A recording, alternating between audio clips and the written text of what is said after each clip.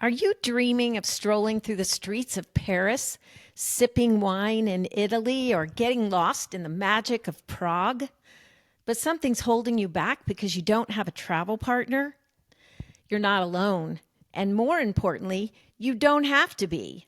On today's episode, we're talking to Shawn Hayes, a travel concierge who empowers women to embrace the adventure of solo travel with confidence.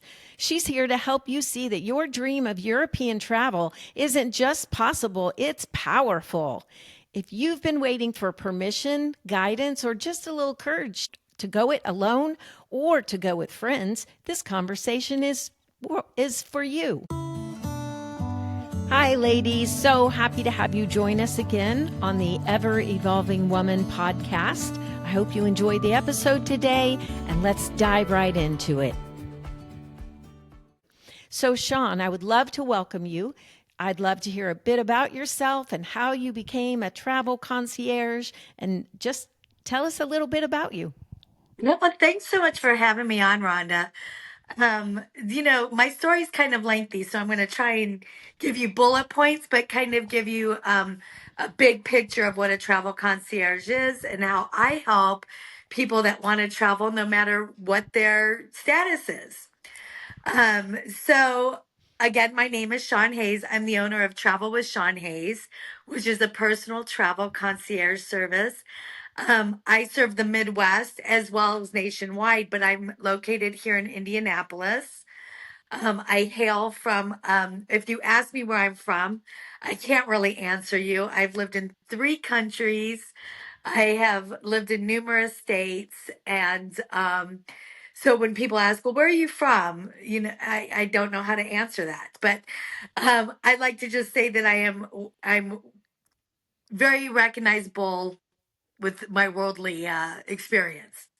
So I began in this business really from infancy. My father was in the airline industry, and we traveled a lot. But not only that, he got transferred to a number of places, including the Middle East, and then I lived in Europe. I went to college. And I traveled throughout my childhood and throughout my teenage years. And then I went away to college and decided I was going to be an interior designer. And that just kept me home too much. And so I decided to go in the airline industry, follow my parents' path, and know what I knew just from being raised. And it seemed like anytime somebody was planning a vacation, they always wanted to talk to me and not necessarily to plan the vacation for them, but to tell them where to go because they knew I was so well traveled. So once I got into the airline industry, I traveled again. And then as I got older and had children, I, decided that I wanted to start my own business. And the travel business is just what made sense. Perfect. And I met Shawn just exactly what we're talking about. Just reaching out, want to go to Europe, want to have a good first really experience with my husband, make sure that everything goes smooth.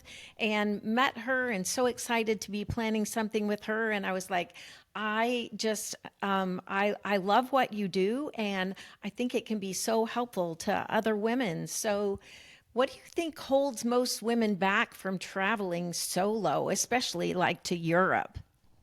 It's really the fear of the unknown, right? Especially if you've never been to Europe, you're not really knowing what to expect. And that's where a travel specialist really can guide you.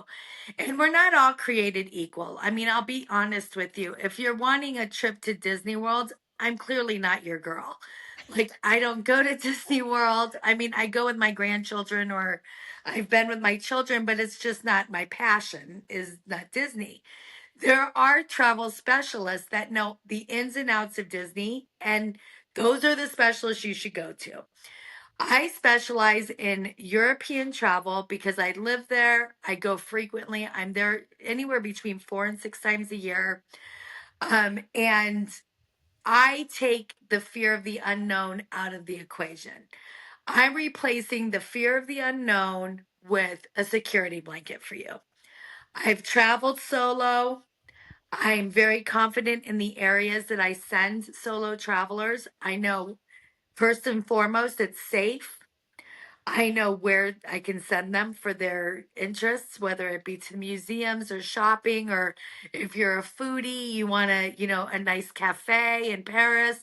I'm going to send you to areas that you're not going to get lost or off the beaten path.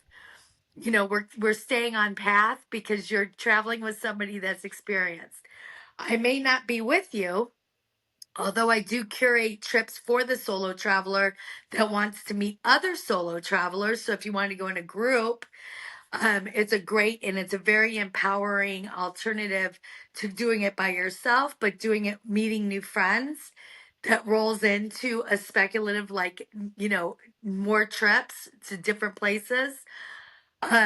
Basically, like I said previously, I'm a security blanket. I know where I'm sending you. I know, how to guide you throughout the trip, whether I'm with you or I'm not with you. But basically, Europe's big. And I had a solo traveler today say she wanted to go to Rome and then she wanted to go to Paris. Well, that's not geographically an easy trip to do. You need a lot of time for that. She didn't realize that. And I said, "You're going to solo travel.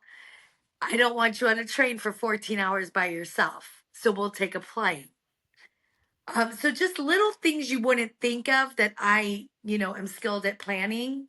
It comes together effortlessly for me and with more security for you.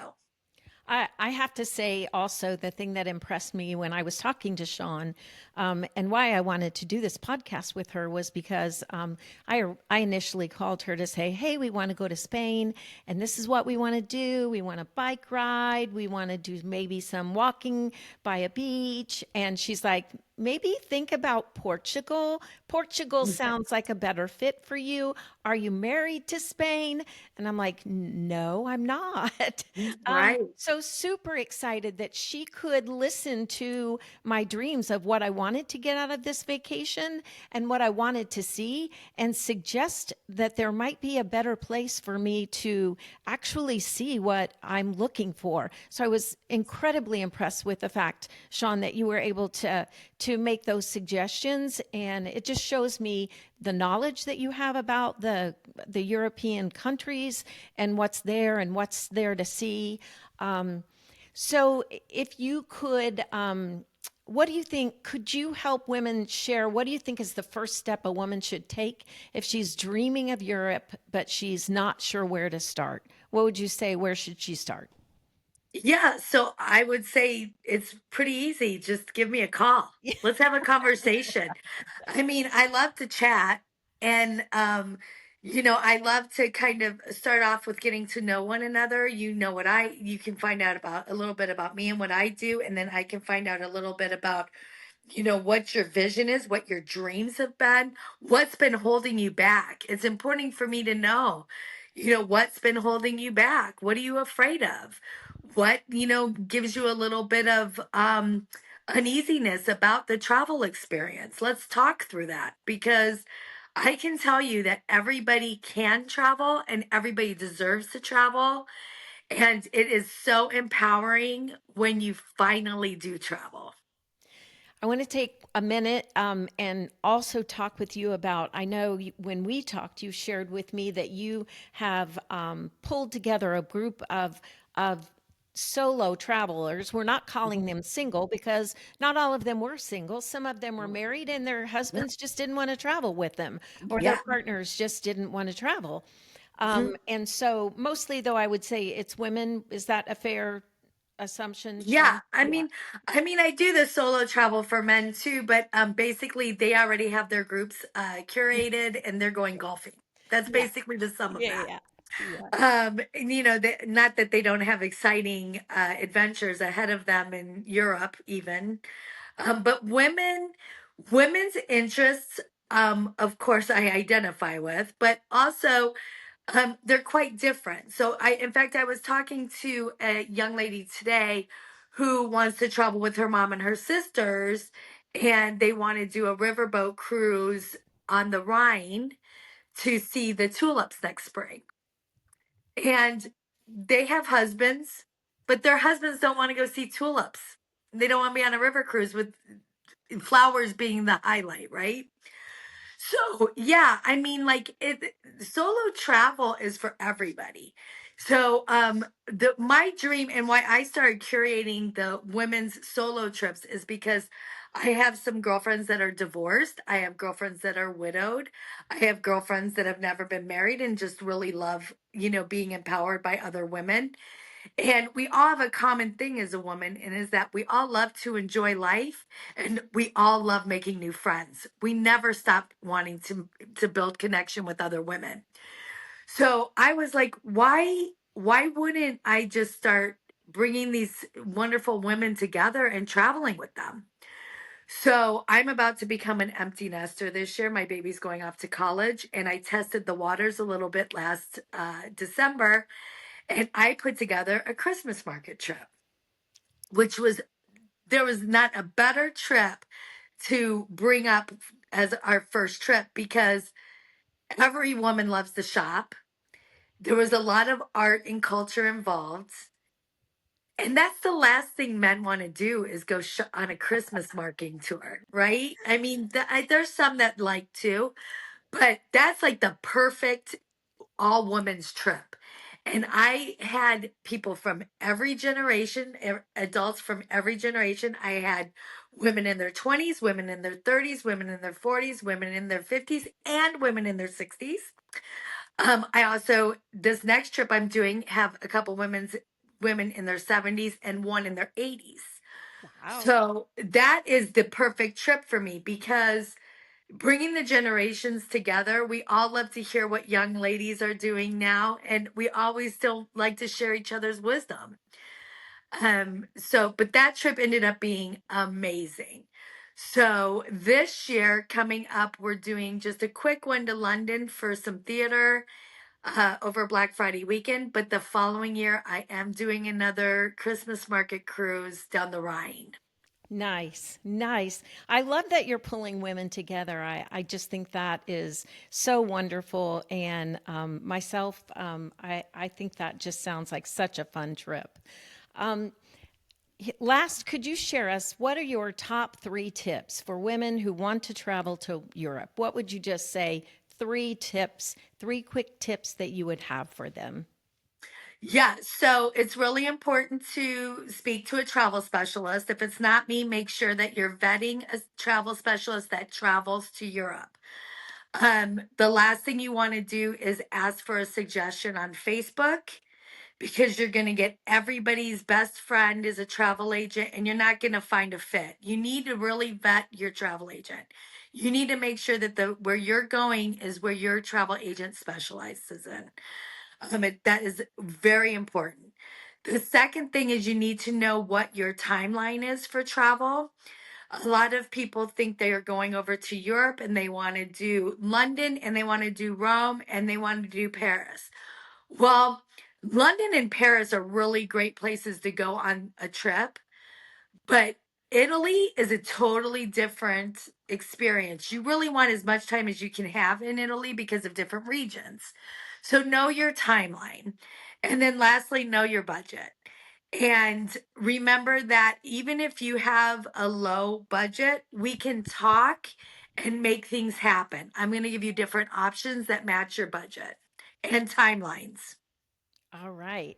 Thank you, Shawn, so much for joining us today. I really appreciate you taking the time. Tell me one more time. Give us your where they can reach you at. What's your website? Sure. So my website is Travel with Shawn Hayes, and that's spelled ShawnHayes. And you can send me an email. You can schedule an appointment with me anytime. All my consultations are free, and I do not charge fees for travel arrangements. I will link your contact information in the show notes. I just can't say enough thank you for joining us today. I appreciate you joining us and being with us. And we will talk again because I'm going to use you to go to Europe. So, I love it. And thank you. hopefully on a girls' trip. Yeah, that too. Yes. Thank you. For sure. Hey, it's been my pleasure. Thank you for having me, Rhonda. Yes, thank you. Thank you so much for listening to this podcast. If you have a friend who might enjoy it, please share it with them. You can also connect with us on social media at ever.evolving.woman. We're on Facebook, Instagram, and YouTube. This podcast is a space for us to learn from one another and explore topics that we don't always talk about openly. If there's a subject you'd like to hear covered, or if you have a topic you'd like to be a guest on the podcast to discuss, please let us know, and I'll do my best to make it happen. Thanks again for tuning in. I hope your day is filled with God's blessings.